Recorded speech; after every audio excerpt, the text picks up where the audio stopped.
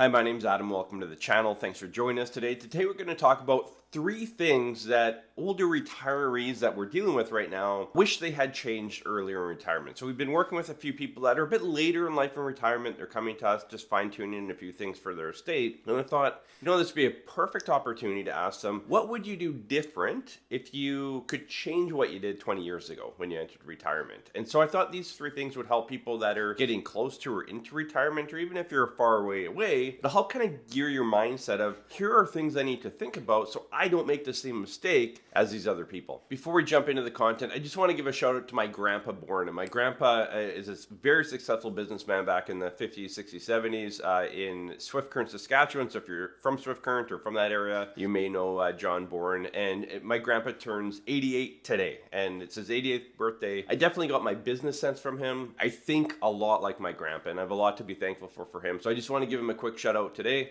on his 88th birthday. So the very first thing that everyone tells me later in life that they wish they had done earlier in retirement is they would have spent more money. So a lot of people get to their 80s and they have more money. They're not spending as much. And I think that's another one is that people spend a lot less, like a lot less than they think even later in life. So when you get into your mid 80s and you look back and you think, man, I wish I would have done X, Y, and Z. I wish I knew I had the money, but they didn't. They didn't have a plan in place, and they were worried about, and I think the number one fear of retirees is running out of money. And that's legit. I think that should be your number one concern if you don't have a plan. So I think you want to make sure you have a plan so that you know how much you can spend. And again, the whole laddered income strategy, the go-go years, you need to enjoy those go-go years. It's very important. You only have so many years like that. It may mean pulling the trigger for retirement a bit earlier if you have a bit of a health issue. Again, I was doing a planned delivery to a client the other day. They've had some health issues over the last few years. So it's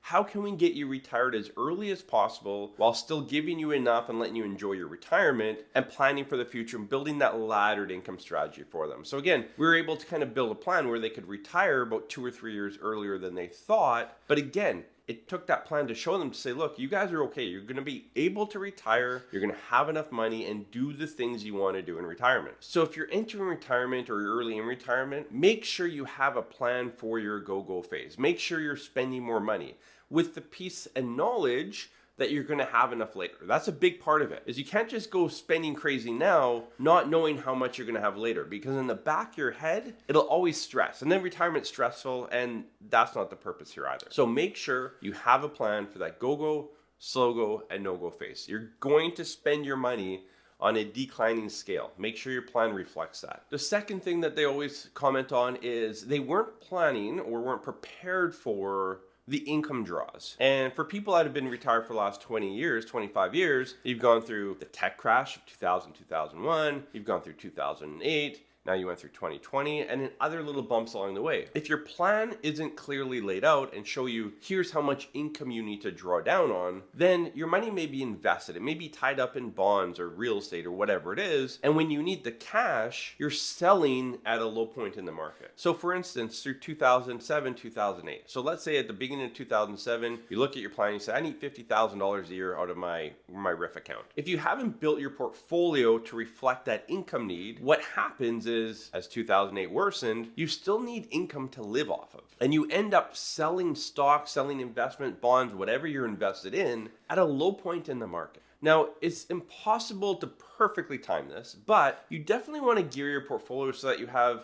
if you're buying direct bonds, maturing investments, scale back on the risk on some of the stocks, maybe put some money in cash or, 1-year GIC, whatever it is. You need to plan for the income draws in the years ahead. And again, going back to why it's important to have a plan in place is that your plan will tell you how much income from each account that you're going to need. And so if you know how much you need, you can build the portfolio in a way where you're not making a big sale or a big transaction in a down market. And typically what happens if you don't plan ahead for these income draws is in years of bad markets, you don't travel. You don't do the things you want to do because you don't want to pull your money out, not rightfully so. What about if you planned ahead a little bit? What about if you actually created your portfolio to match your plan? Then you can actually go traveling in 2008. Again, you only have so many years of retirement where you can do the big travel and the big things you want to do and you have your health. You need to make sure you enjoy those years and you don't let them pass by because you haven't properly planned for the income draws that you need. The third thing that they talk about is that employment income when they were working is very different than retirement income now. And I talk a lot about this on the channel of silos. When you're working, most people have one income source, right? They have their employment income that comes in, their work takes off the proper amount of tax and CPP and EI, and they get their paycheck, it goes into their bank, they file their tax every year, they might owe a little bit or get a little refund, but it's pretty much bang on. They don't have to worry about it too much. Now I flip over to the other side of the coin of retirement. You have many income sources: CPP, OAS, RIF, LIF, pension, lots of stuff coming in. How do you deal with it? How do you deal with the taxes of that? That's one of the biggest challenges that you will face in retirement in the first 1 to 3 years of retirement. 100% of our clients, doesn't matter how clearly we map out the plan and hold their hand through the process, there's confusion around it. And it makes sense. You go from one income source to like 4, 5, 6, 7 income sources. It makes sense that it's confusing. It makes sense that the tax situation is confusing. If you fall into that category, you're normal. If you don't,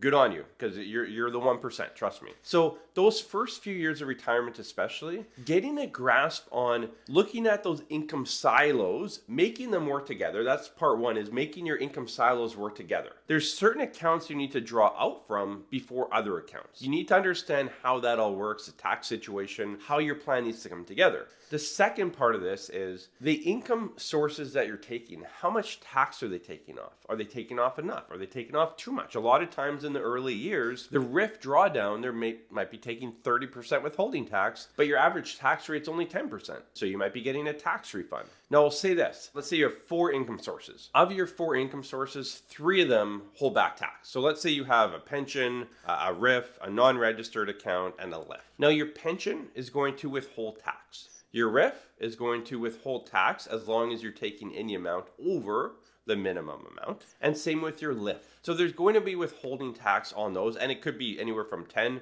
20, or 30%. Your non-registered account, there's no withholding tax on that. In fact, there's going to be tax on any gain throughout the year. So what happens is there's going to be tax on that non-registered account that's not accounted for, but maybe you're taking too much at the other 3 sources. Maybe you're not taking enough. That's why you have to kind of monitor, especially those first few years, kind of how much tax movement you have, and understand if you follow your plan and all your income comes together, what's your tax bill at the end of the year. And when we build out a financial plan for clients, we can tell you, here's how much tax you're going to pay at the end of the year. Then we can work backwards and look, okay, well, your pension's taking off this, your RIF's taking off this, and your LIF is taking off this. Based on this, you're going to get a small refund or you're going to owe a bit of money, but at least you know what's going to happen. Again, when you were working and had employment income, it was very clear what tax season would look like for you. In retirement, the first couple of years of tax season can be very confusing, very muddled, and very frustrating without a clear plan. And again, this is one of the byproducts of getting a plan in place. A plan in place is how do we maximize income, minimize your tax bill, create structure, what income sources to draw from, when to start CPP, OAS, all of that. Those are kind of big picture like